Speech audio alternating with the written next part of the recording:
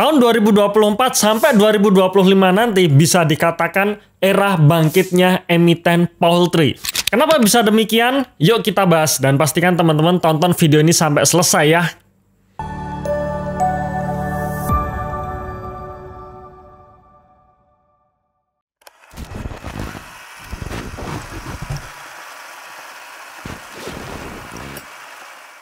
Oke, sebelum kita masuk ke pembahasannya, pastikan teman-teman sudah mendownload ebook kami ya, karena kami sudah merilis ebook yang bisa menjadi guidance kalian semua untuk investasi jangka panjang. Karena dalam ebook tersebut kita bicara mengenai mindset investasi. Dan juga ada contoh saham-saham undervalue yang salah satunya menurut saya ada potensi naik 100%. Ebook tersebut bisa kalian dapatkan secara gratis ya, tinggal klik link di bawah ini ya.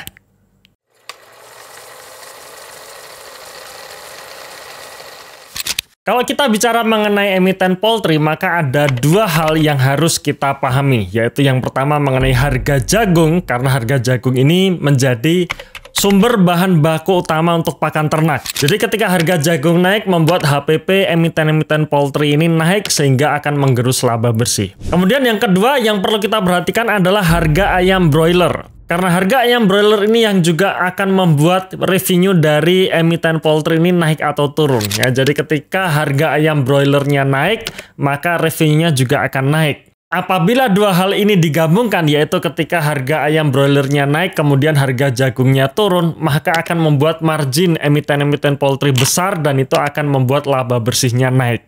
Nah, sekarang kita coba cek berapa harga jagung saat ini, apakah naik atau turun dibandingkan tahun kemarin, dan juga harga ayam broilernya. Oke, ini adalah gambaran harga jagung secara globalnya ya, dan saya ambilkan dari tradingeconomics.com. Nah, tahun 2020 lalu saat pandemi COVID-19, harga jagung ini sangat rendah ya. Kenapa? Karena ya permintaannya tidak ada. Ya permintaan tidak ada karena pandemi, ya otomatis juga membuat permintaan jagung turun dan harga jagung pun turun. Kemudian pasca COVID terjadi lonjakan harga yang sangat tinggi karena permintaan tiba-tiba naik sangat tinggi dan supply-nya tidak ada, sehingga membuat harga jagung secara global ini naik sampai menyentuh level $800 di tahun 2022. Dan level tinggi dari harga jagung ini bertahan sampai tahun 2023 sebelum akhirnya masuk tahun 2024 harga jagung mulai turun. Nah, di sini kita ketemu ya bahwa harga jagung secara global ini perlahan-lahan turun sampai sekarang. Kemudian kalau kita lihat lagi mengenai harga jagung pipilan kering untuk lokalnya, nah ini juga mengalami hal yang sama yaitu turun ya, dan ini data saya ambilkan dari panel harga.badanpangan.go.id. Dimana kalau kita lihat tahun 2023 kemarin harga jagung pipilan kering ini tahun 2023 garis warna kuning ini sempat naik ya, sempat naik sampai bulan Desember sampai menuju ke awal tahun 2024 garis yang warna hijau ini di bulan Februari naik cukup tinggi yaitu mencapai 6.500 per kilogram. Sebelum akhirnya mulai masuk bulan Maret sampai saat ini harga jagung pipilan kering juga menurun ya. Jadi kalau kita bandingkan harga jagung di lokalnya di tahun ini dibandingkan tahun kemarin, menurut data ini ya bisa dikatakan harga jagung turun. Ya pastinya ini menjadi katalis positif untuk emiten poultry. Lalu bagaimana dengan harga ayam broilernya itu sendiri? Harga ayam broiler bisa dikatakan cukup stabil ya. Jadi levelnya antara 20.000 sampai 24.000 rupiah ya, dan ini selalu bergerak volatile seperti itu ya. Ini saya ambilkan dari simfonyternak.pertanian.co.id di mana harga ayam broiler sepanjang tahun 2022 sampai saat ini ya. Jadi mengalami kenaikan di tahun 2023, kemudian naik lagi di awal tahun 2024 ya. Ini bisa dikatakan mungkin juga ya efek dari kenaikan harga jagung, tapi juga biasanya karena permintaan tinggi ya, permintaan tinggi menjelang pemilu otomatis ya, dan ini akhirnya menurun ya, turun untuk bulan Oktober 2024 ini, cuman stabil ya, tetap di harganya di atas 20.000. Kemungkinan besar proyeksi kami optimis ya harga ayam broiler akan naik menjelang pilkada, apalagi ada program pemerintah makan siang gratis untuk tahun 2025 nanti. Dan ini adalah gambaran harga ayam broiler sejak tahun 2020 sampai 2024 ya. Tadi yang saya jelaskan adalah tahun 2022-nya. Kemudian kalau kita lihat persempit lagi sepanjang tahun 2024 ini harga ayam broiler juga cukup stabil ya di level 23.000 sampai ya 24.000. Ya, kemudian sempat turun pasca Pilpres ya, pasca Pilpres turun dan kemungkinan nanti akan naik lagi ketika Pilkada dan juga makan siang gratis ya, program dari pemerintah untuk tahun 2025 nanti ya. Pastinya seperti apa di masa depan nanti saya pun juga tidak tahu, tapi itu adalah prediksi ya, karena melihat historinya seperti itu, jadi kemungkinan besar kita juga optimis nanti harga ayam broiler juga bisa naik kembali. Oke, sekarang emiten yang pertama yaitu Charon Pokpan Indonesia atau saham dengan kode emiten CPIN. Sekarang kita lihat dulu pergerakan harga saham CPIN sepanjang tahun 2024 ini, di mana cukup volatile juga ya. Di awal tahun 2024 CPIN diperdagangkan di level sekitar 4.400-an. Sempat naik sampai 5.600 dan saat video ini diambil tanggal 15 Oktober 2024 harga saham CPIN sempat koreksi atau turun ke level 4.950. Dan jika kita hitung secara year to date harga saham CPIN minus 1% ya, artinya di harga saat ini 4.900 ini menunjukkan level PBV 2,8 kali dengan PI ratio 25 kali. Sekarang kita coba lihat kinerja dari CPIN sampai Juni 2024, di mana secara revenue naik ya 7%, kemudian dari laba bruto juga naik 20%. Ya, di sini marginnya cukup tinggi ya, karena salah satunya tadi harga jagungnya yang turun, di sisi lain harga ayam broilernya yang juga naik. Kemudian laba bersih dari CPIN sendiri naik 28%. Dan sekarang kita lihat histori dari pendapatan maupun laba bersih CPIN sejak tahun 2013 lalu, di mana di sisi historinya bisa dikatakan sejak tahun 2020 saat pandemi sampai saat ini tahun 2024 pendapatan dari CPIN selalu naik ya, konsisten naik. Tapi untuk laba bersihnya justru setelah pandemi COVID 2020 laba bersihnya turun sampai akhirnya mentok di tahun 2023 sebelum akhirnya di tahun 2024 ini rebound atau naik. Salah satu faktornya ya di sini teman-teman bisa lihat revenue-nya naik tapi laba bersihnya turun. Salah satu faktornya karena harga jagung yang naik waktu itu. Sehingga ketika harga jagung turun untuk tahun 2024 ini bisa membuat margin CPIN naik dan laba bersihnya pun juga naik. Oke, sekarang kita masuk ke emiten selanjutnya yaitu Japfa Comfit atau saham dengan kode emiten JPFA. Kita lihat dulu pergerakan harga saham JPFA sepanjang tahun 2024 ini. Nah, ini sedikit berbeda dengan CPIN tadi, di mana kalau saham JPFA ini secara year to date ini sudah naik 31% ya, dari harga sekitar 1.100-an sampai saat video ini diambil tanggal 15 Oktober 2024 harga saham JPFA diperdagangkan pada level 1.545. Ya, dan harga ini menunjukkan level PBV 1,2 kalinya dengan PI rasio 6 kalinya. Kita lihat kinerja dari JPFA untuk periode Juni 2024, di mana secara revenue juga naik 14%.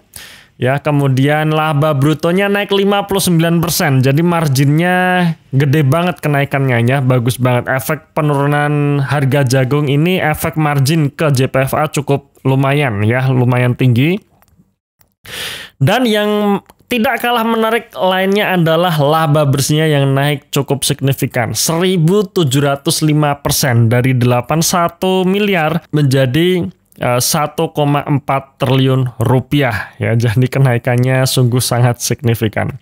Sekarang kita lihat histori dari revenue JPFA maupun laba bersih JPFA sejak tahun 2023.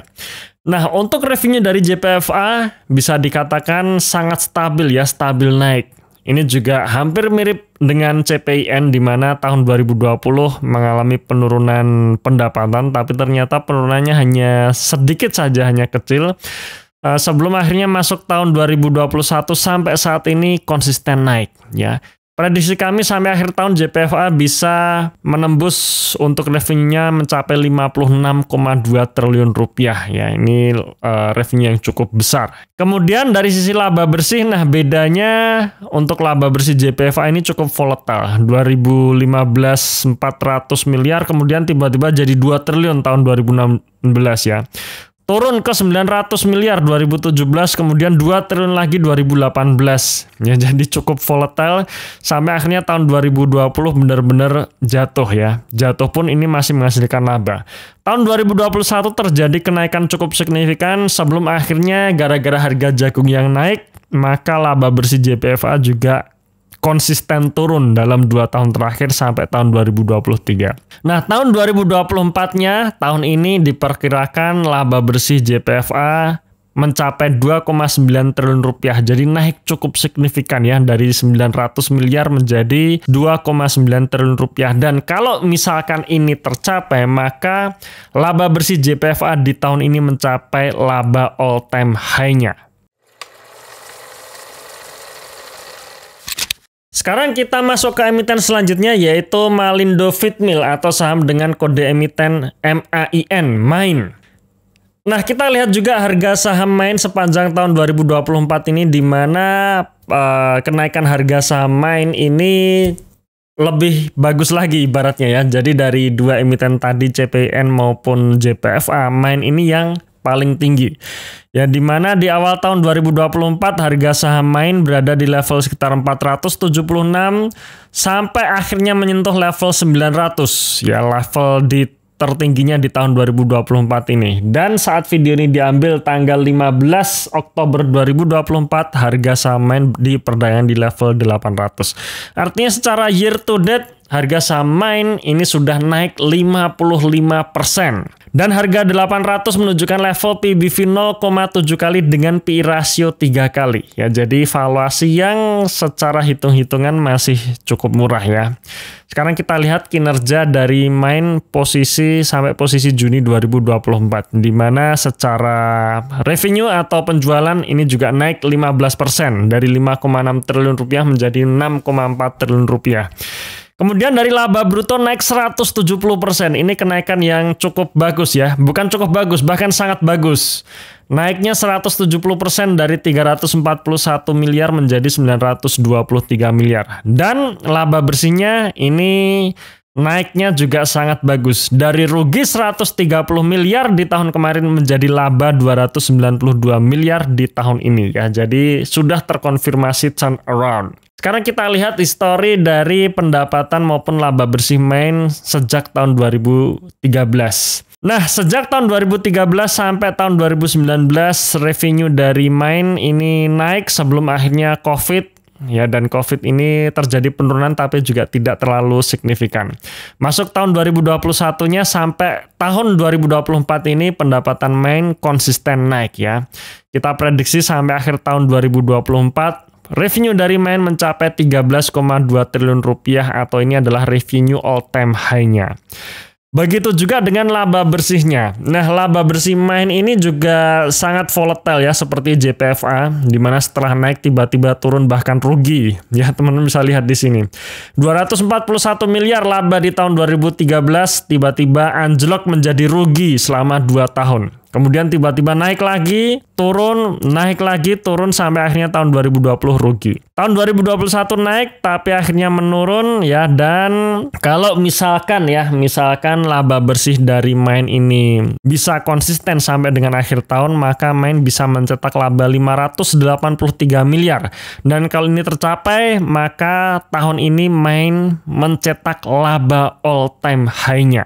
3 emiten poultry tadi semua kinerjanya naik karena 2 faktor tadi ya. Harga ayam broiler yang cukup stabil, cenderung menguat saat adanya pilkada, bahkan proyeksi untuk tahun 2025 di mana ada program pemerintah yaitu makan siang gratis ini bisa men-trigger kenaikan harga ayam broiler. Dan yang kedua karena harga jagung sebagai bahan baku pakan ternaknya ini juga mengalami penurunan ya, turun dibandingkan tahun kemarin dan tahun 2022 lalu. Jadi ketika harga ayamnya sebagai revenue-nya naik, harga jagung sebagai bahan baku pakan ternaknya turun, membuat marginnya lebar, dan akhirnya emiten poultry pada membuka kenaikan laba bersih yang cukup signifikan.